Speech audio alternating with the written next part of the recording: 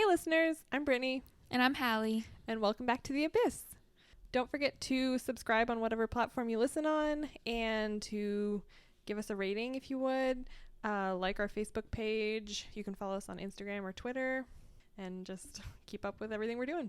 Yeah, we would love to have you check back in with us every other week and listen to our new episodes. Today we're going to talk about a woman who went to go get some birthday supplies for her son's party and just vanished. So let's jump into it.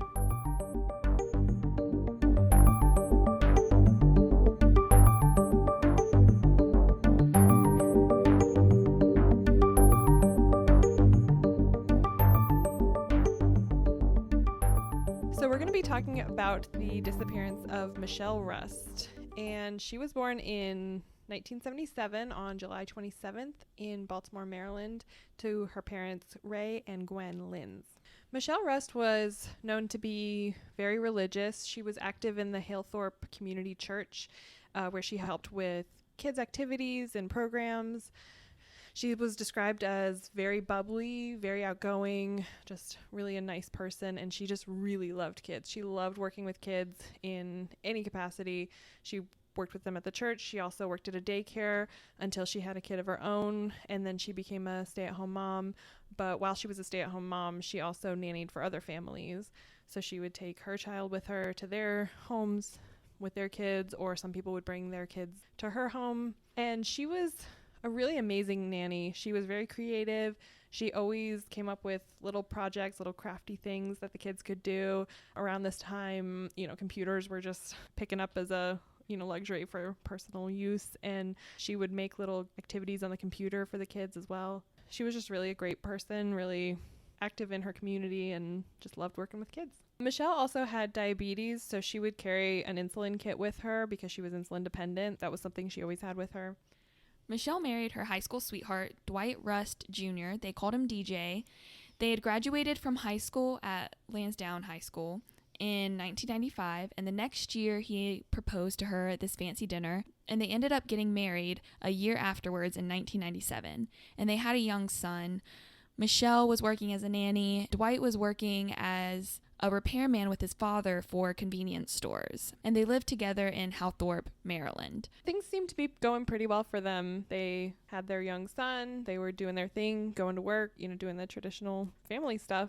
But on July 20th, 2002, all of that changed.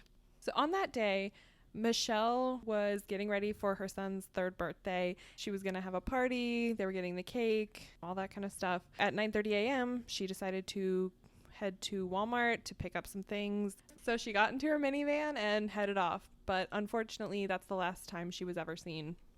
The last person who saw her was DJ, her husband. He said he saw her going around the bend in her 1998 green Dodge Caravan, but the police say that no one else can confirm that she was the one driving. No one else saw her. Right, so they saw her car, but no one really saw who was behind the wheel necessarily.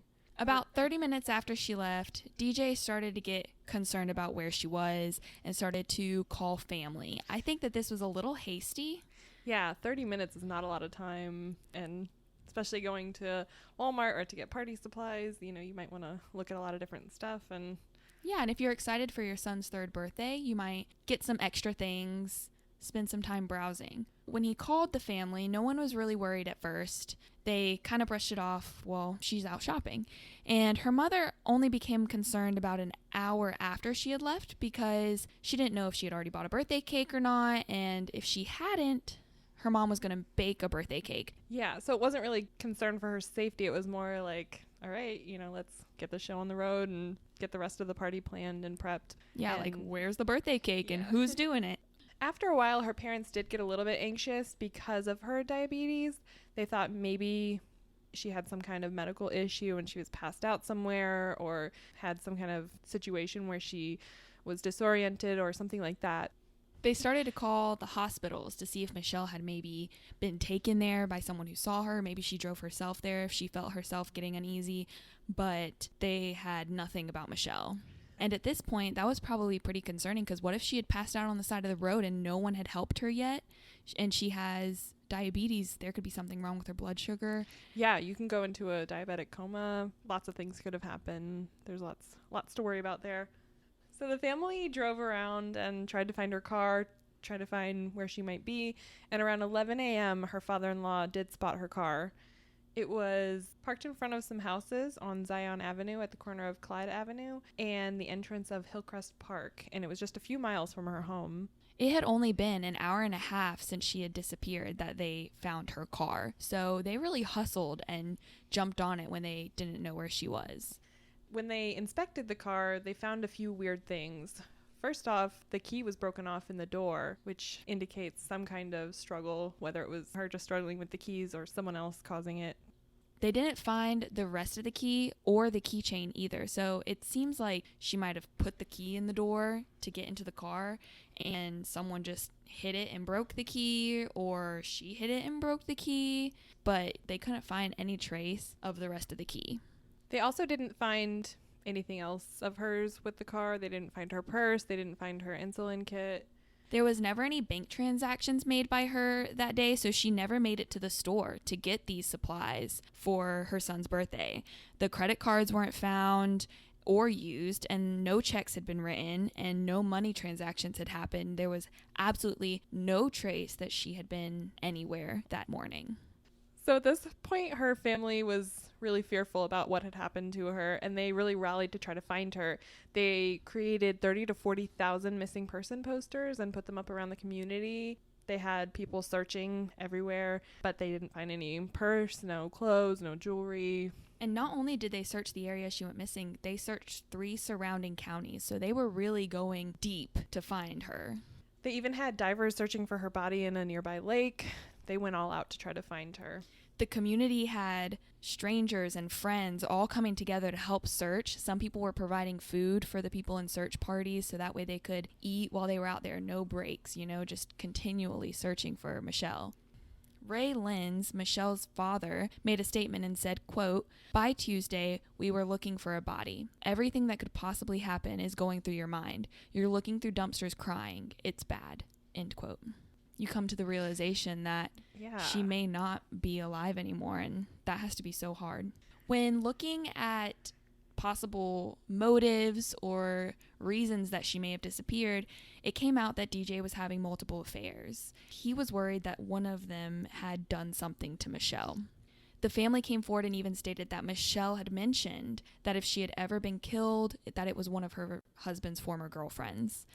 Which is a pretty crazy thing for someone to say, Yeah, I feel like if you are ever unsafe or feel unsafe that... Yeah, get out. Yeah.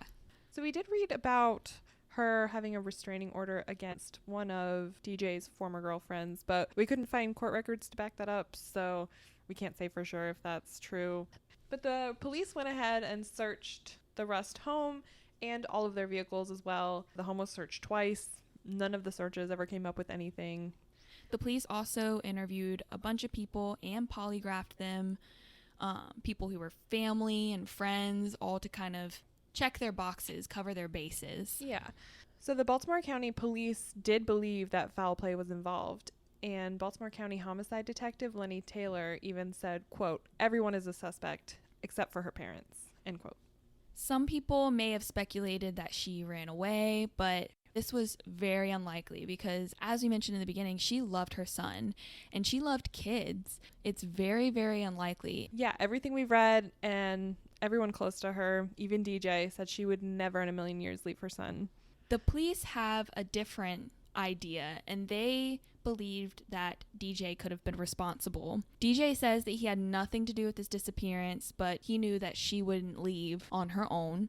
But some more details started coming out that raised a little bit of suspicion.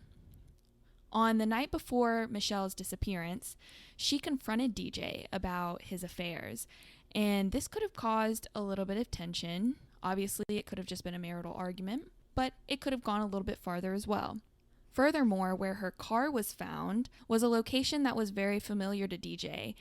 It was where DJ and other athletes used to park for practice.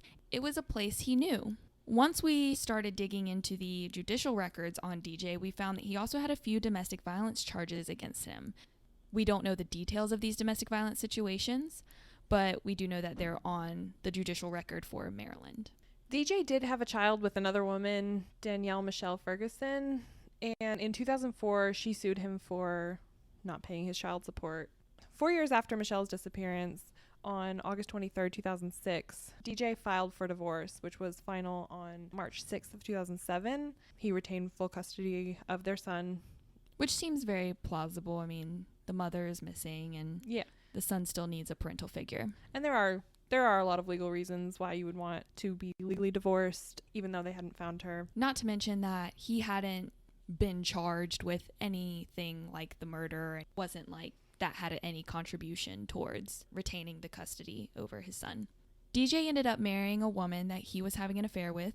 Her name is Ashley, and he's just living his life. There has been a lot of different conspiracies and theories as to what has happened to Michelle.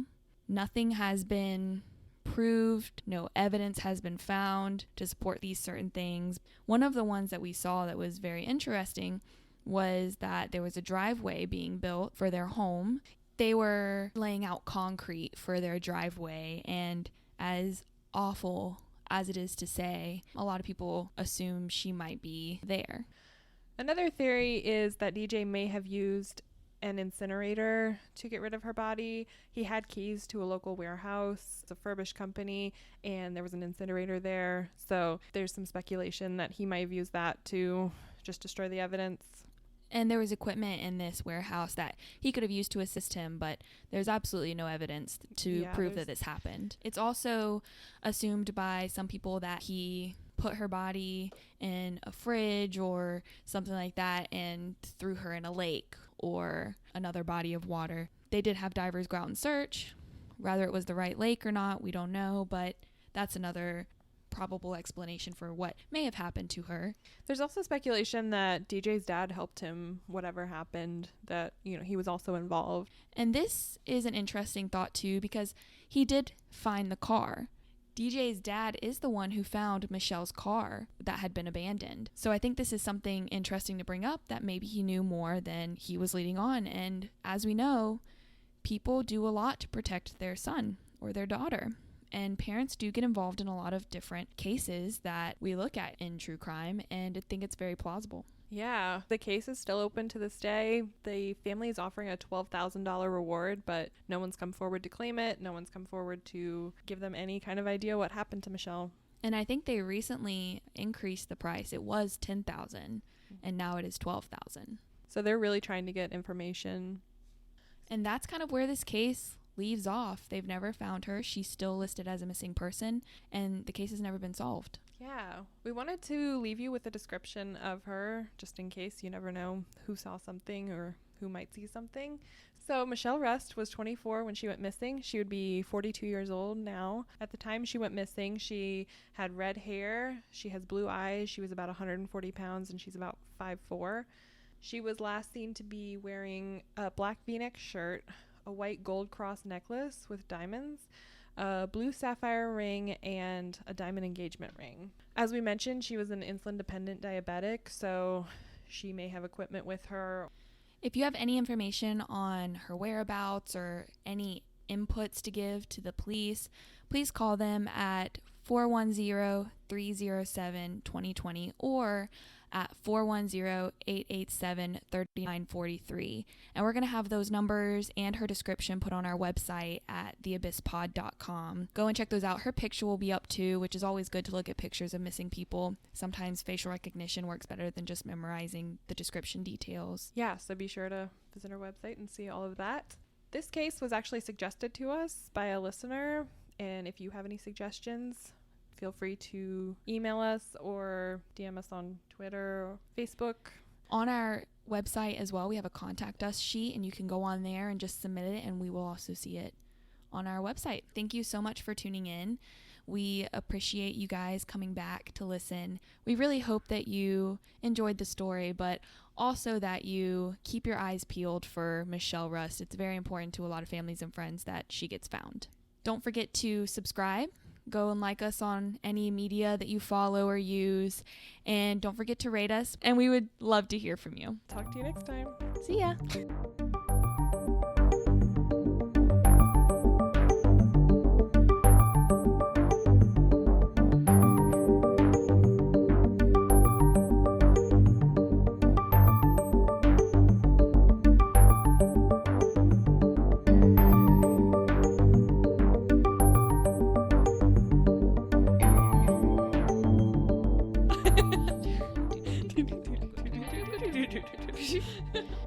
Michelle. The nanny is doing stay-at-home mom for a convenience stores. Okay. I was gonna let it slide, but as long as you're redoing it, you might Let me as well just redo start that back. again. A point. Up until that point, you know, that one. The 1 point. You're like, I have this. You know, like Ford Mustang. Like a caravan is the name of the car, but a caravan is like cars A following brand each of other. Dodge. Yes. This whole thing's going in the bloopers. I don't know cars. It doesn't matter. It's a type of minivan. Okay. I'm sorry to disrupt you. I just didn't know that. That's cool though. Okay. Yeah. I'm not a technician. Mechanic? Okay. Stuff. That's weird.